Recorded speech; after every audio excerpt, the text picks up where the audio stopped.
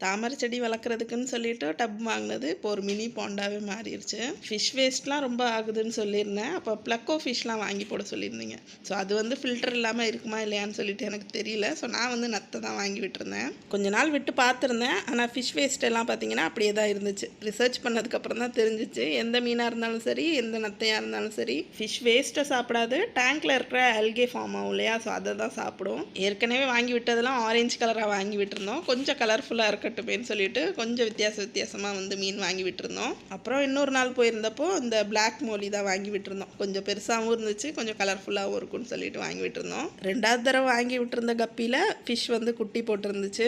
ஒரு 3 குட்டி டேங்க்லேயே போட்டிருந்துச்சு. ஸோ அதை வந்து தனியாக எடுத்து வச்சிட்டோம். ஒன்றா வச்சோன்னா மற்ற மீன்கள்லாம் வந்து சாப்பிட்ரும். ஃபீமேல் ஃபிஷ்ஷையுமே இது மாதிரி தனியாக எடுத்து வச்சாச்சு. கொஞ்ச நேரத்துலேயே அந்த மீன் வந்து 30க்கு மேலே வந்து குட்டி போட்டிருந்துச்சு. ஸோ நான் வந்து எண்ணலை, ஆனால் 30க்கு மேலே இருந்துச்சு. குட்டியெல்லாம் போட்டு முடிச்சதுக்கப்புறம் ஃபீமேல் ஃபிஷ்ஷை வந்து டேங்க்லேயே விட்டாச்சு. இன்னுமே அந்த டப்பில் வந்து ஃபிஷ் வேஸ்ட் ப்ராப்ளம் வந்து சால்வ் ஆகவே இல்லை.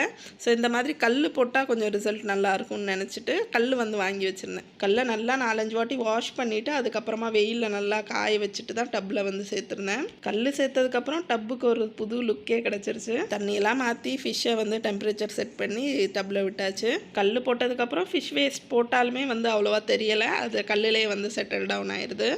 ஒரு மீன் குட்டி போட்டிருந்துச்சு இல்லையா, ஸோ அது எல்லாமே தான் இந்த இதில் வச்சுருக்கேன்.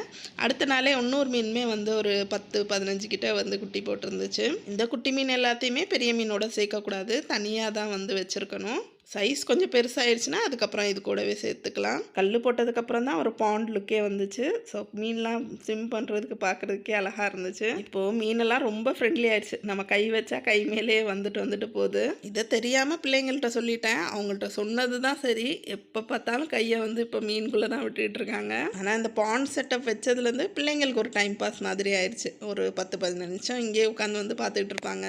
நம்மளுக்குமே அந்த மீன் ஸ்விம் பண்ணுறதெல்லாம் பார்க்கும்போது கொஞ்சம் ஸ்ட்ரெஸ் ஃப்ரீயாக இருக்கும். பெரிய மீன் மட்டும் இல்லை, சின்ன மீனுமே நல்லா ஃப்ரெண்ட்லி ஆயிடுச்சு. எல்லா குட்டிகளுமே இந்த மாதிரி கொஞ்சம் பெரிய டப்பில் வச்சுட்டேன். குட்டி மீன்களுக்கான அப்டேட்டெல்லாம் அப்கமிங் வீடியோஸில் கண்டிப்பாக ஷேர் பண்ணி இதே மாதிரி இன்னொரு வீடியோவில் சந்திக்கலாம். பாய்.